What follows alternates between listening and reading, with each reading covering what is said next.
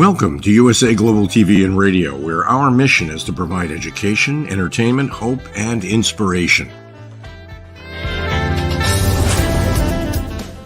USA Global TV and Radio connects you with experts and audiences all around the world every single day to help you succeed in business and to live a richer life. Visit us at usaglobaltv.com to learn about career and life-changing training and mentoring programs like the Listening Mentor. Subscribe to our newsletter to stay informed about our special programs and offers. Discover how you can become a guest on one of our shows or a host or producer of a USA Global TV and Radio show of your very own. That's USA Global TV and Radio, where the doctor is always in.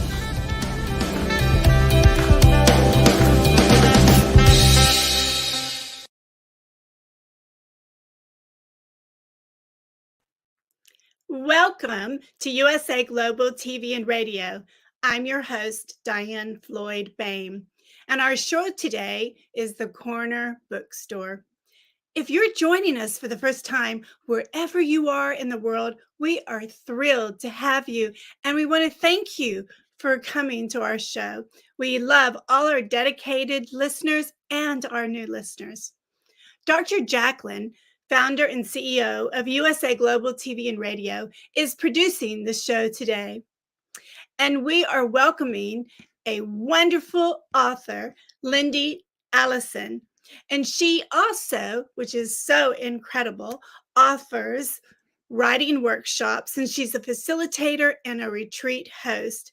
So it's going to be a fun day learning all types of things in the author world or her particular one, as well as what it means to be a writing workshop facilitator. So let's get started and welcome Lyndi.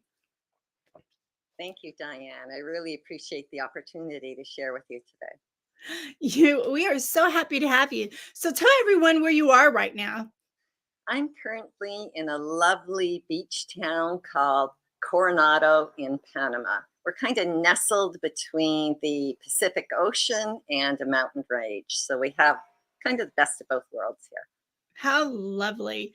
And just kind of curious, I always love to know time differences. So is it morning, noon, or night for you? It looks kind of...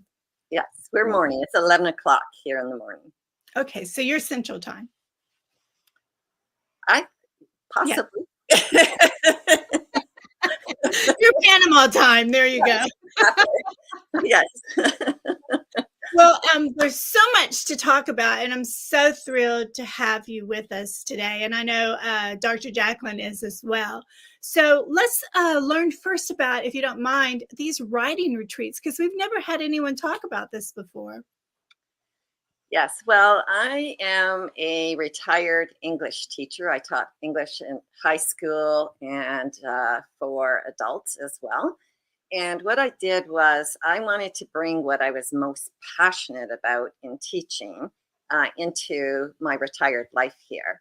And so I became what's known as a certified Amherst method of workshop facilitator. And we bought this kind of cool little place in this beach town. I'm sitting in my rancho, or bahio as we call it here. And we have a casita that we rent out to writers. And one of my loves is Panama's natural spaces. I'm a beach walker, a hiker. And so I've been able to discover some of the really special places that Panama has in the mountains, by the waterfalls. And so I love to hold both workshops and retreats in those natural spaces so that other people get a chance to enjoy them.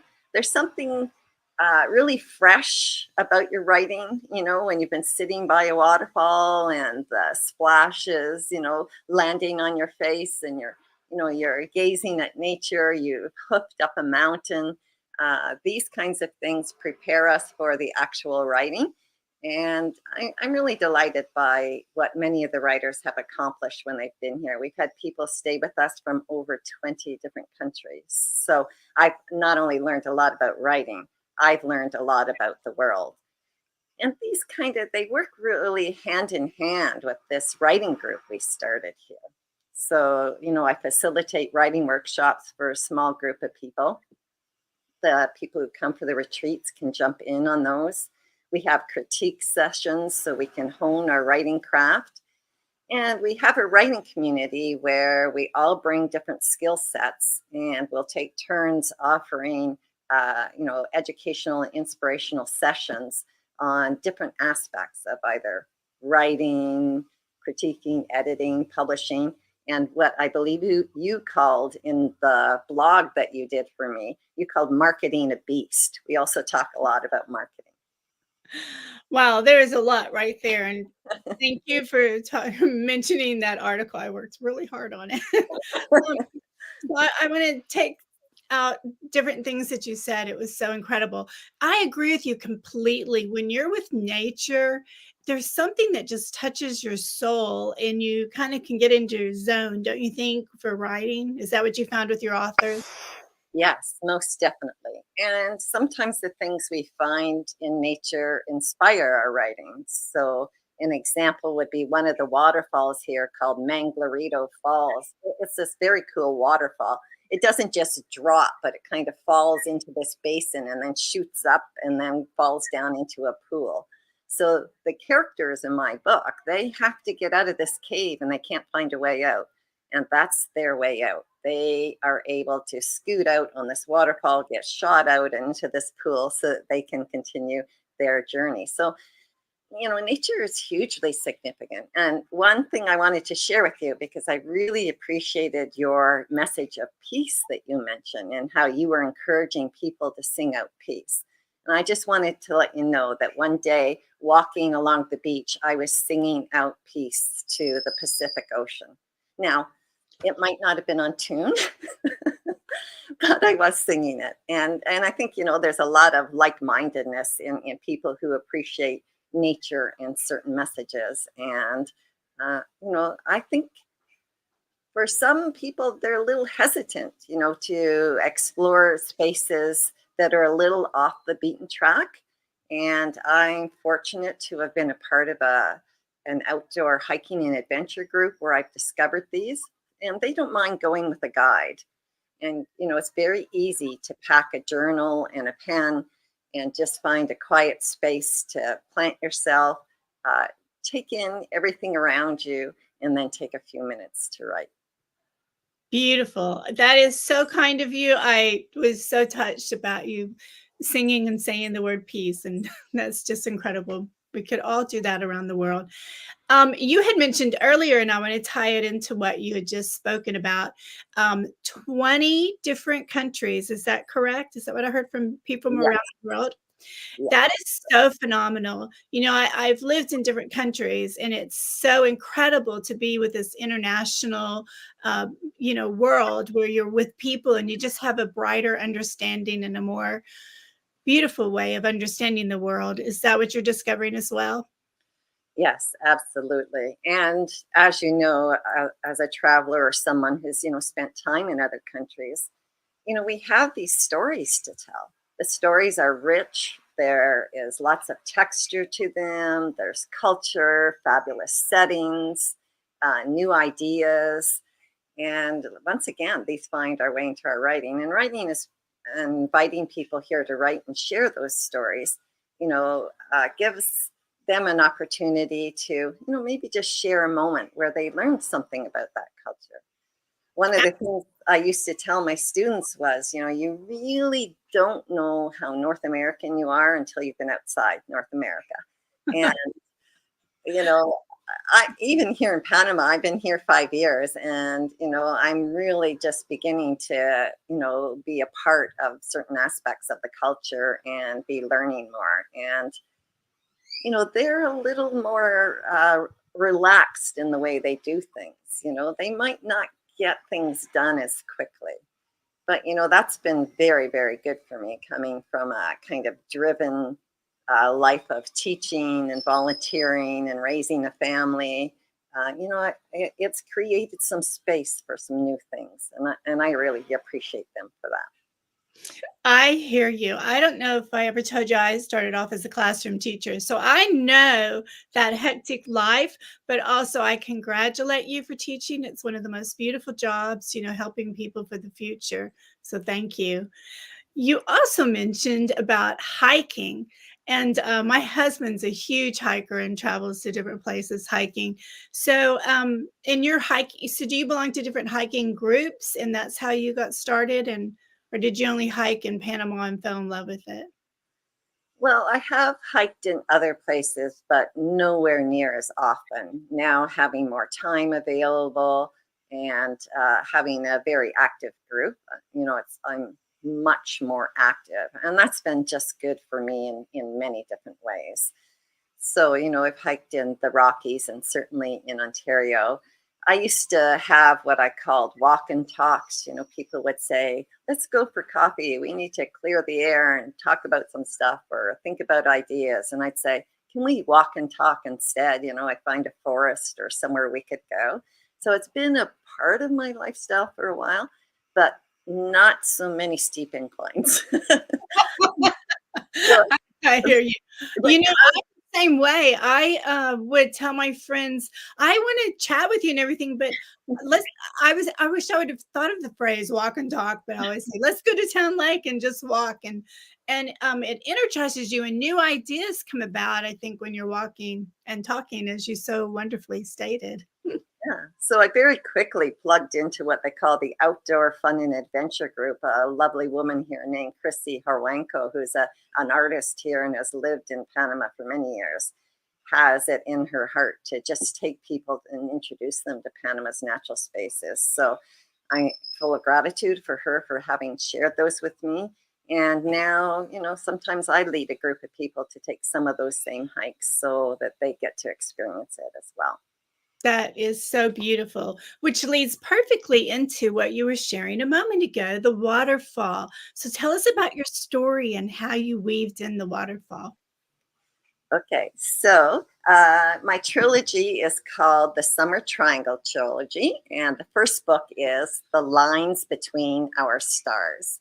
It's Oh, actually written for young adults because I found that my grade and 9, 10 students, when we would go to the library and they would choose a book, they would go like this and they would look in the back of the book. And if it was over 200 pages, they'd go, nope. So I wanted to write compelling stories that were shorter because I had them in mind. And I'd also volunteered with youth who had experienced and taught with youth who had experienced a lot of grief and losses. And I found when we were stargazing or out in nature or out at the wilderness camp that we often took youth to, was times that they would open up in storytelling around the campfire under the stars. So I placed my story out in space. My 2 teens are grieving. Gloria's grieving her father, who died when she was young, and Jace is grieving the loss of a baby sister. And they teleport to other planets where they are rescuing alien children. This is kind of Jace's way of being able to help other children where he couldn't help his baby sister. And so they get into some very challenging places as well as encountering certain enemies. So in that particular scene, they are hiding out and working their way through this tunnel through a mountain because they are trying to get away from their enemy known as the typho, who are poisoning the children. And so they are taking the children through the mountain to the other side, to the valley. And the mountain's a healing mountain. So, the children who have already been poisoned are healed as they go through and also come to a new space where they can't be harmed. So they're in this cavern and they encounter a mermaid, and these mermaids. I based my stories on Greek mythology because I use the constellation the stars are in to help tell the story.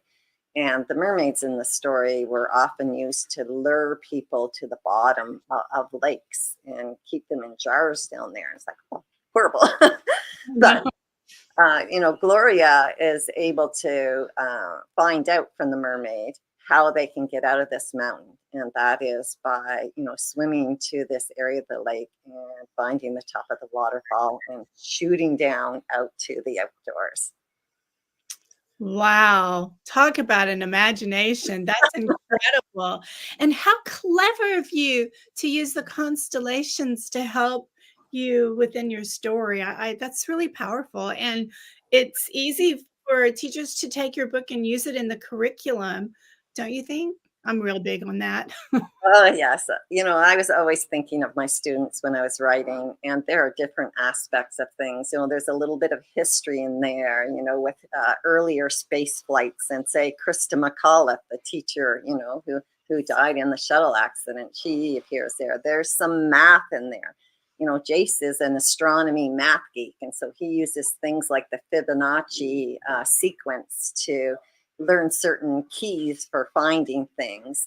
And then Gloria's a Greek mythology nerd, and she lives in an observatory. So, it's very natural for her to be stargazing, making pictures of the stars. And she encounters and starts to make friends with Jace because he volunteers at the observatory. Although they kind of clash at the start because, one's basing their life fully on science and the other on story. And as we know, those are both good ways to see the world, but sometimes we need to see it from the other person's perspective. Amen. I believe that in so many ways. I had a fabulous history teacher in college, and he made us read books that were written in England to understand the war from the British side. And it was a real eye-opener. So I agree with you 100%. What I would love to do, if you're all right with this, is I do want to look at your website, and I want you to read from one of your books that you would enjoy reading a bit to us from. And what we're going to do is take a commercial, and then we will come back and you'll be ready to go to read. Does that sound good? Sounds perfect. Okay, great. USA Global TV and Radio presents international award-winning author, speaker, educator, DIANN FLOYD BOEHM. I want to thank everybody for joining us today on this special edition of the Corner Bookstore, USA Global TV. And we're talking with the co-host of the Corner Bookstore, DIANN FLOYD BOEHM today, who is herself an author of many books, not just children's books, but also books for adults. DIANN, welcome to the Corner Bookstore. Everyone should have their own library. Even children should start developing their library and know that what happens in a garden, it grows. And I want their library to grow. And never, ever get rid of a book, because what you might have enjoyed as a child reading and having lovely memories of your parents reading as you get older, you'll grow to cherish those books in another way. My specialty is to help people realize that we are all storytellers, and that if you have this yearning to get this story out, but you don't know how to get started, I want to be the person that you can come to, you can feel comfortable with. I'll learn your personality. We'll just go and have itty bitty baby steps, just like in my book, A Time to Fly. Before you know it, the young new author is ready to fly too and go to super professional coaches. DIANN's books are available now at DIANNFLOYDBOEHM.com. Charlie and the Tire Swing, How It Began. A Time to Fly. A Song of Peace. Rise, a Girl's Struggle for More. Harry the Camel. The Little Girl in the Moon. The Little Girl in the Moon, Moxie and Tycho Town. Moon League Adventures, The Serengeti. And I'm saying, go for it.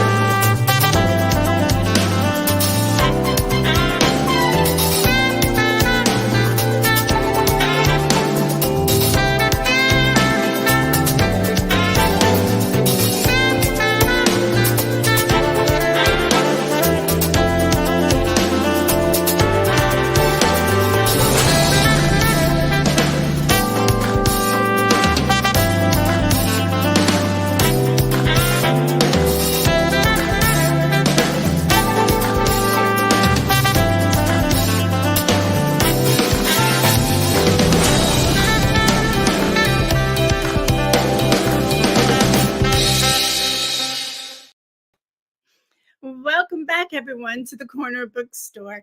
We have a fabulous guest, Lyndi Allison, and she's about to read to us from one of her books. So sit back and relax, take a sip of tea or coffee, and let's hear from Lyndi.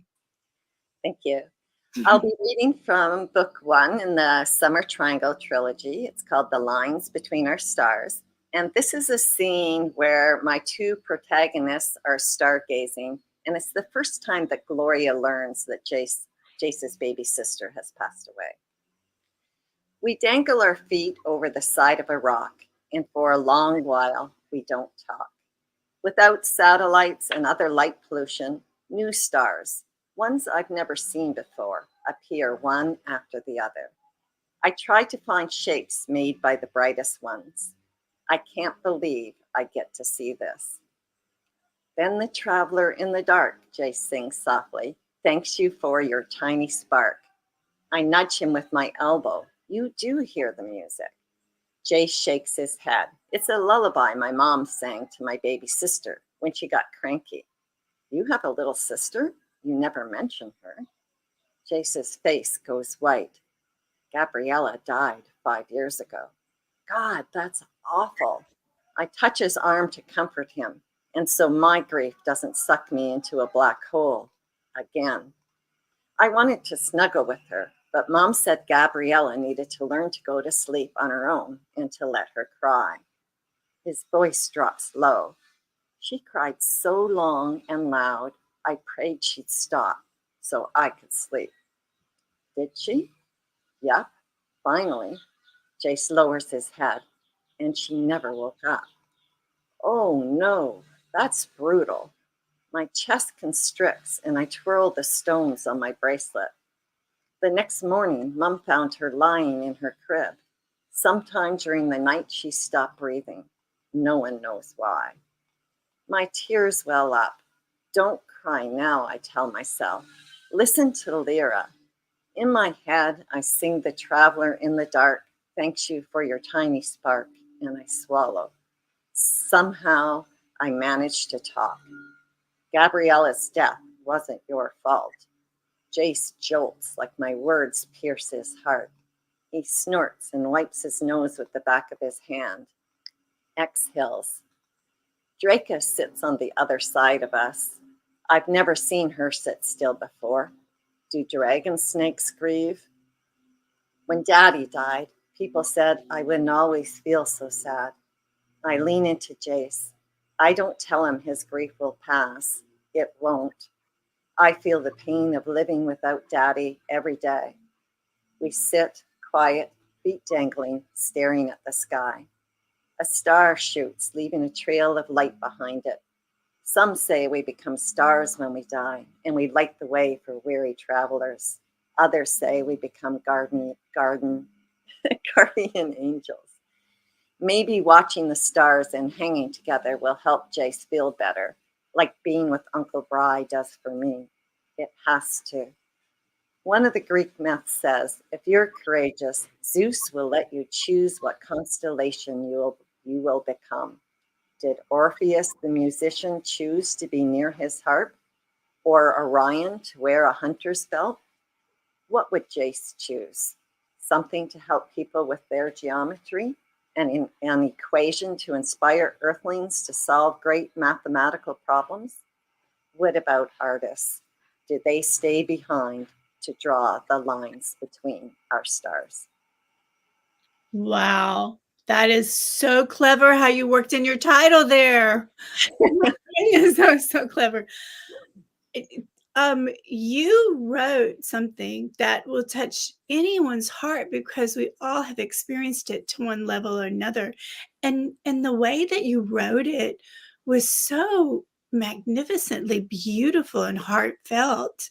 I was having memories of my own as you were reading, and I was like, wow, this could really help a lot of parents with children in that moment, and yet still go on with the incredibly fun story that, adventure that you have written. So bravo. I think I'm gonna have to order this book. Let me rephrase that. I know I'm going to edit it. That's wonderful. Now, this is a part of the trilogy, right? Correct. So the summer triangle is actually 3 bright stars in the sky, and each one has their own constellation. So each story takes place on a different planet near one of these bright stars, and each has a different constellation story. The first one being Lyra, the harp, which is why Gloria can hear the harp music. And the second one is Cygnus the swan, which becomes a mode of transportation for them. And the third one is Aquila the eagle, which is used in the story as part of the healing mountain. Wow. And, you know, I'm always curious how we authors come up with our ideas. Was there like you were stargazing or something happened in your past? You know, what led you to go, I need to write this story? Well, a few things. You know, one of the things that we used to do as a family is when we had campouts, we would grab our sleeping bags and just put them out on the ground and we would stargaze. And it just seems to create a space, you know, to be able to speak about certain things that are deep and, you know, maybe you haven't shared before. So that's where that part of the idea comes from. The idea to use Greek myth actually comes from my classroom. So we taught Greek mythology and we taught the myths that go with them, including constellation myths. And then because I liked writing, I also had a section where I had my students or asked my students if they would write their own myth stories. And I just found that in writing them, it really helped them to draw from maybe past stories from their cultures or family stories that were told. And, you know, that in telling those, they became a little more aware of their own identity. And then in creating them, one of the things that I teach in my writing workshops is what we call transformational moments. And that's where something has happened in your life after which nothing is the same. And so certainly for Jace, that's the loss of his baby sister. That changed everything for him. And of course, him falsely believing that he was somehow responsible when it was a crib death. And in writing these stories and often writing new endings, it was just very cathartic, very therapeutic. And I just found both for the teens I taught and adults that in telling and sharing their story and giving their life kind of a forward direction, in some ways they were able to move out in new areas in life and take steps that they hadn't been able to before. And I know you as a storyteller know this, right? Our stories come from our hearts and there's biographical elements. And, you know, people, when they listen to those, were validated by that. And then we validate others in hearing their stories. I can still remember some of the stories, you know, my students told in the classroom. You know, a student from Afghanistan who talks about, you know, coming out of a very traumatic experience and being so thirsty. And I can still hear him, you know, reading his story, crying out for water. And, you know, what a new understanding of that part of the world, just in hearing and sharing our stories. That is so powerful. And I loved how you talked about transformational moments. That's so true. And this is a transformational moment because we're going to go to your website so we can learn even more about everything that you do. So I think we have your website up here. So should we open one of the windows or do you want us to scroll down? This is my books page. So this shares with you both about my trilogy and also about the young adult writing journal that I have for encouraging young writers. That's my passion. So once again, I rely on celestial objects for inspiration, and I use those stories and give prompts in that for writing. So this is just the page that shares with you about my books. That's great. Should we go down and look? Sure. You could scooch down if you like. Okay. There's that writing journal. So here I just share my books. I have a book trailer for each of them. I have the first chapter of one of my books. And I have a little review there that this, aside from the fact that this was a 5-star review, it's so heartwarming. I'm sure you've had this, Diane, where someone writes a review and communicates back to you what you were trying to do. And that's what this review does here. That's why I share it, about about, really what we can learn from being good observers of our world and of space. So yeah, then I just share our 3 books, my 3 books. There's The Lines Between Our Stars, the book trailer, the first chapter. So each one's a little book trailer you have for them. That's really nice. Yes, and this is book 2, The Bridges Between Us. So in this one, it's all about, because Jace and Gloria start out as rivals, and it's really about them learning to appreciate that they can't operate the same way the other one does. And when they insist the other person do that, it doesn't work out. And so they learn to each operate through their own way of thinking. And because in doing so, they're actually able to solve the mystery in it, they learn to appreciate the other's way of thinking and skill set. So that's what this one is about. Fun. And then the clashing of our worlds. I had a lot of fun with this, but sometimes after we build those bridges, we still have conflicts. And in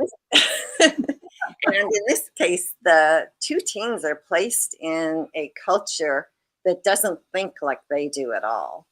And, Jace is actually insisting on his way of thinking because he thinks it's better than the tribe that's on this planet. And in so doing, he ends up actually, instead of, taking care of an enemy, he ends up raising up another enemy. And yet the tribe is still very forgiving of Jace. And, they take it like, he's young and he's still learning, like we should do, when we make a mistake, they're to learn from. But then, we can shift our thinking, and he does that. So it's just really hard for Jace. His baby sister died, and he wants to protect the children from this tribe. And he doesn't think that, or he thinks that they should be using weapons to protect them. And he shows them, or they show him a different way of protecting themselves from their enemies and having a more peaceful life going forward. So big clash in that one. Wow. And that's just the omnibus. So all 3 books, that's where you get 3 books for the price of 2. Very good. I love that.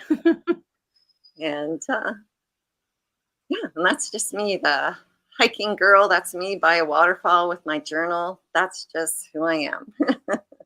I love that. I think our readers, they enjoy learning a little bit about us. So I think it's quite clever of you to put that on there. And then there's the blog where I get to interview authors like yourself who volunteer and share their writing journey so that other writers can learn from them, from people who have an experienced journey. Mm-hmm. And then, of course, you can find out about how you can stay in the casita or come to the workshops here in my BOEHM. Oh, that's great. And when we get ready to close, which will be in a few minutes, hopefully you'll share how people can learn more about your blog. But I'd like to go back to your books for a moment. And I really want to compliment you again on you hit a subject. As you can tell, I'm like, how do I, like the world is so messed up at the moment and everyone thinks that their way is the best way. And I love how you've brought this for young adults to read, because it opens their minds to be open to listen to others, and that sometimes your way isn't the only way. I just think your books are powerful, and I just want to commend you for that. Oh, thank you. You've heard my heart. You truly have. Thank you. You're quite welcome. Well, before we close out, could you tell people how to reach you? I hang out on most social media. For the most part, I'm on social media as Lyndi Allison, and Lyndi's there on the screen for you, the spelling, Lyndi, Lyndi Allison, author. I'm on Facebook, Instagram, Twitter, Pinterest, LinkedIn. I just love having opportunities and spaces to let people know about what I'm hoping to communicate. And also, it's also where I learn from other people. So it's a great place to be. That is so true. And you also mentioned when we were backstage, a message that you really want to convey to people. So I would love for you to share that now about the uniqueness of writing and storytelling. Yes. So one of my own personal values and why the writing workshop method I use is just the right fit for me is that we believe everyone is a writer and everyone has their own unique voice. And it's really important when we're encouraging writers, whether they be young people or people starting out or even writers who've been going for a while, that we honor that unique voice. When we provide feedback, that we are listening for that voice, recognizing it, honoring it, and not suggesting changes that would change that voice, because we all have a story to tell and we all have a way to tell it in our own unique way. Beautifully stated, and I couldn't agree more. Well, I want to thank you for coming on our show. I want to thank you for finding us. Thank you for posting my story on your blog. I'm deeply honored. And I would love for you to come be on our new show that we have that Dr. Jacalyn mentioned to you backstage, and talk more in depth about your blog. Would you be interested? I hope so. Yes, absolutely. It's been a delight today, Diane. Thank you for having me here, and I look forward to future opportunities to chat, right, about what's on our heart about writing. That'll be awesome. And keep singing the word peace in your writing. I promise. Okay, well, you have a great rest of the day, and I'm sure we'll be talking real soon. Thank you for coming. Okay, ciao. Ciao. Well, that concludes the Corner Bookstore today. What an amazing author. She's so inspirational. And remember, you can find her books in Amazon, go to her website. Make sure you watch the replay in case you missed all the different ways to find out about author Lyndi Allison. I hope you stay tuned for our next show, the Film and Music Show. We're very excited about what's coming next. So you have no reason to ever leave USA Global TV, because we have something for everyone, and we have something for all the different personalities that you have. So make sure you stay tuned. Have some cooking, have some film, have some music. It's all right here for you on USA Global TV. Have a great day. Bye for now.